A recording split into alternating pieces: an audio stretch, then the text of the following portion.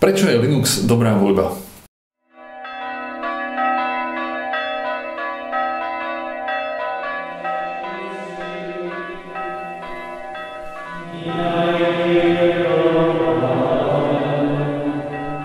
Čaute, to je Michal. Viacerí z vás ste mi písali, aby som spravil recenziu na Linux Mint a rozmýšľal som nad tým a rozhodol sa, že spravím veci trošku ináč. Keďže recenzií na tento operačný systém je fúra, môžete si pozrieť či na YouTube alebo na rôznych iných stránkach, rozhodol som sa, že spravím niečo iné, či by bolo možno zaujímavejšie. Poviem vám, prečo som sa konkrétne rozhodol používať Linux a prečo vlastne používame Linux aj u nás v kláštore a prečo to môže byť aj veľmi dobrá voľba pre vás. Prvá otázka, ktorá sa pri tom môže naskytnúť, je samozrejme, a prečo nie Windows alebo macOS X? Poprvé, prečo nie Windows? To, na čo sa pozeráte, je licenčné ujednanie pre koncového používateľa od Microsoftu. Je to dosť dlhý dokument, ktorý väčšina ľudí vôbec nečíta a iba jednoducho odklikne, že s ním súhlasí vždy, keď si nainštaluje operačný systém alebo si kúpi nový počítač. Práve firma Microsoft patrí k priekupníkom takejto formy predaja softvéru. Keď sa jednoducho konkrétny softvér, v tomto prípade operačný systém, nepredáva, ale predáva sa len licencia. Ten, kto súhlasí s touto licenciou, vlastne uznáva, že operačný systém, ktorý má nainštalovaný na svojom počítači, nie je jeho. On si ho vlastne nekúpil. Ten operačný systém stále patrí firme Microsoft. A on má vlastne len licenciu na to, aby používal jednu kópiu tohto operačného systému na svojom počítači. Prečo je to práve takto, je v celku jasné z dôvodov autorských práv a ako komerčné rozhodnutie. V tomto prípade to plne rešpektujem. Jednoducho, OK, chcete robiť takýto biznis, není s tým problém. A skutočne v minulosti, zvlášť v 90. rokoch, to ani nebol nejaký zásadný problém, pretože pre bežného človeka v tom vlastne nebol zásadný rozdiel. Tak či tak musel zaplatiť za operačný systém, ktorý si chcel kúpiť a nainštaloval si ho na počítač a tým to vlastne skončilo. Nič špeciálneho sa nedialo. Zvlášť nebol problém, ak si zoberieme do úvahy tiež tú situáciu, ktorá bola povedzme v tých 90. rokoch, kedy väčšina ľudí mala k dispozícii počítač akorát tak v práci a koniec koncov to, že operačný systém nepatrí im vadilo asi takisto, ako že samotný počítač nepatrí im. Pravda, dnes píšeme rok 2017 a situácia vyzerá trošku ináč. Osobné počítače sú dnes z veľkej časti naozaj osobné. Máme ich vo svojich domovoch, máme na nich nielen svoju prácu, ale máme na nich množstvo svojich osobných vecí, používame ich na osobné kontakty s druhými ľuďmi, používame ich na svoju zábavu a množstvo ďalších vecí, o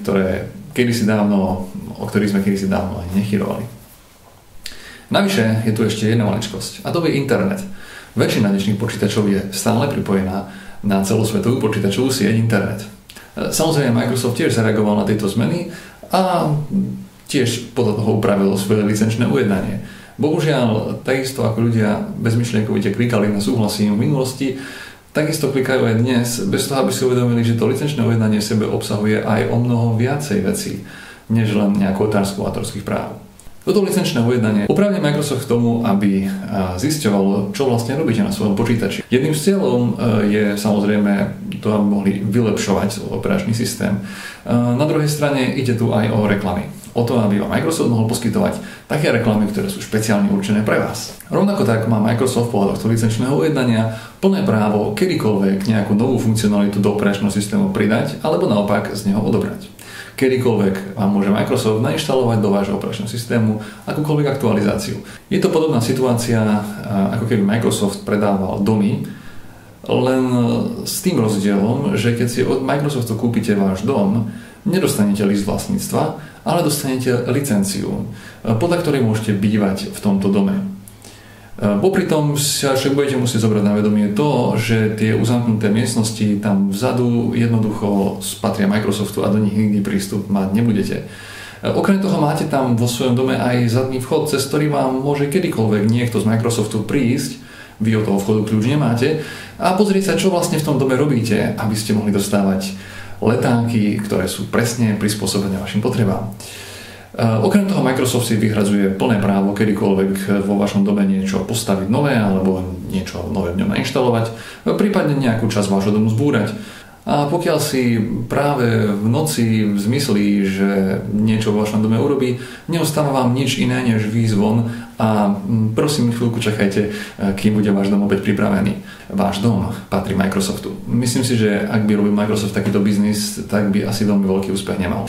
Okrem toho by som samozrejme mohol hovoriť zoširoka o technických aspektoch, o tom, ako je Windows jeden nafúkaný dinosaurus, v ktorom je naválaného množstvo balastu, ktorý by tam už dávno nemal byť. O tom, aký je tento systém nespoľahlivý a tak ďalej a tak ďalej. Okrem toho nehovoríme ani o vírusoch a podobných ďalších záležitostiach.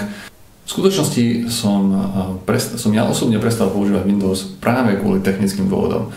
To rozhodnutie prišlo v jednom momente, keď som ešte nebol v kláštore, pracoval som na jednom projekte a vďaka jednej dosť hlúpej chybe som prišiel o niekoľko hodín práce v noci, v čase, keď mi horeli termíny.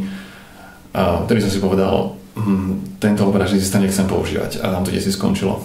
Neskončilo to zároveň, no pritom kúpil som si nový počítač, kúpil som si iMac za veľmi ťažké peniaze, v tom čase to bolo naozaj veľmi drahé, ale stalo to za to. Ten počítač neskôr putoval so mňou aj do kláštora a používal sa v kláštore vlastne, myslím, až do roku 2010. Ten iMac, o ktorom hovorím, na tom bol nainštalovaný originálne systém macOS 9 a mal som možnosť si vyskúšať naozaj od tých prvých verzií macOS 10 až vlastne do tých súčasných a vidieť celý ten vývoj, akým spôsobom Apple napredoval.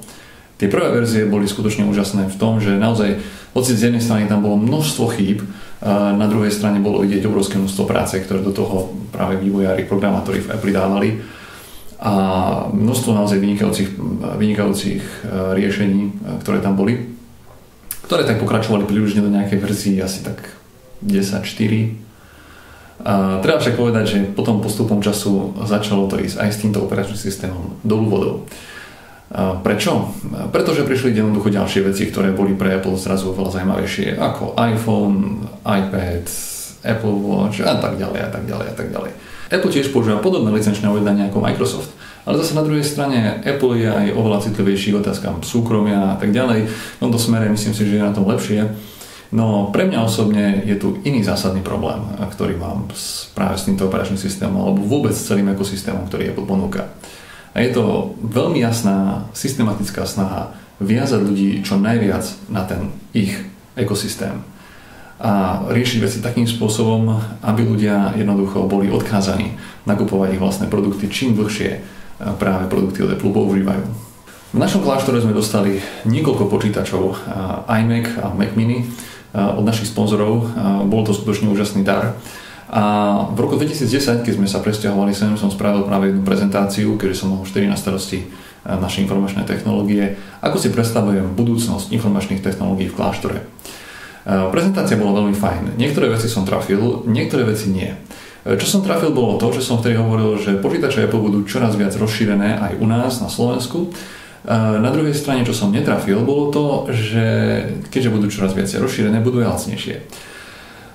Bohužiaľ, ceny Apple produktov, ak si človek zoberie, čo naozaj je v tých počítačoch, aké špecifikácie naozaj majú, aké možnosti ponúkajú a tiež ich trvácnosť, ktorá, treba povedať, zvlášť práve tento aspekt tej amortizácie išiel veľmi dlhú vodou za posledné roky, situácia nevyzerá až tak veľmi ružovo. V skutočnosti je to veľmi drahé riešenie a zvlášť na kláštorné prostredie. Zvlášť s tým prišiel aj ďalší problém, práve toho viazania sa na ten ekosystém, o ktorom som hovoril. Apple cieľene neportuje aplikácie ako Messages alebo FaceTime na iné platformy. Aplikácie iWork, Pages, Numbers, Keynote nebežia nikde inde. A hoci tieto aplikácie sa mnohým mníchom u nás páčili, na druhej strane je s tým problém, pretože čím viacej dokumentov mám v týchto aplikáciách uložených, tým väčší problém mám dostať tie dokumenty niekomu inému, kto produkty Apple nepoužíva.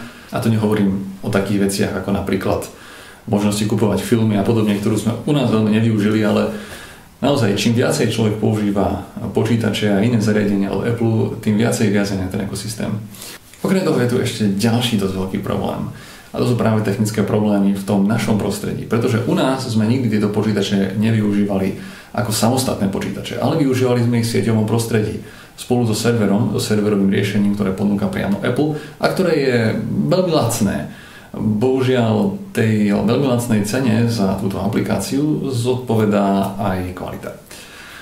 Skutočne posledných 5 rokov som každý jeden rok čakal, že v tej novej verzii, za ktorú treba opäť zaplatiť, Apple konečne vyrieši tú alebo onú chybu.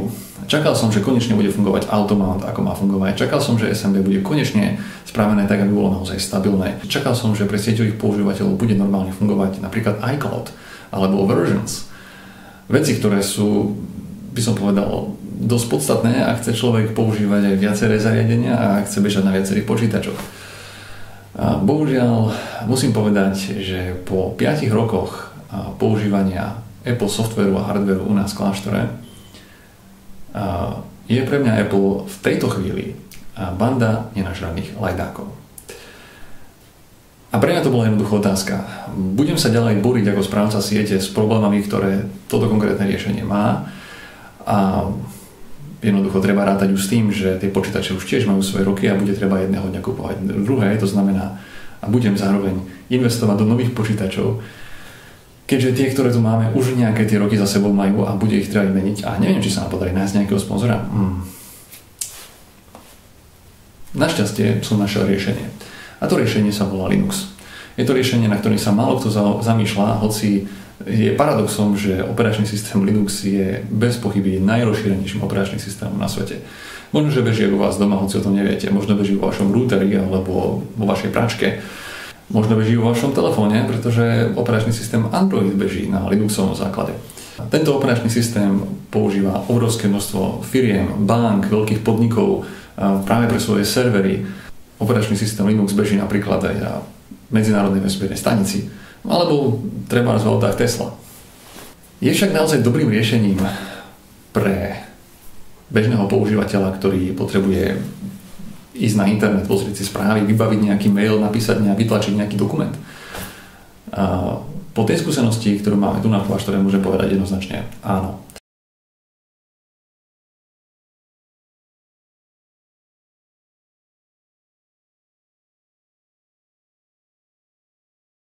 Takže aby som toľko nekecal a ukázal vám niečo konkrétneho, takto vyzerá obrazovka v operačnom systéme Linux Mint a konkrétne v desktopovom prostredí Cinnamon.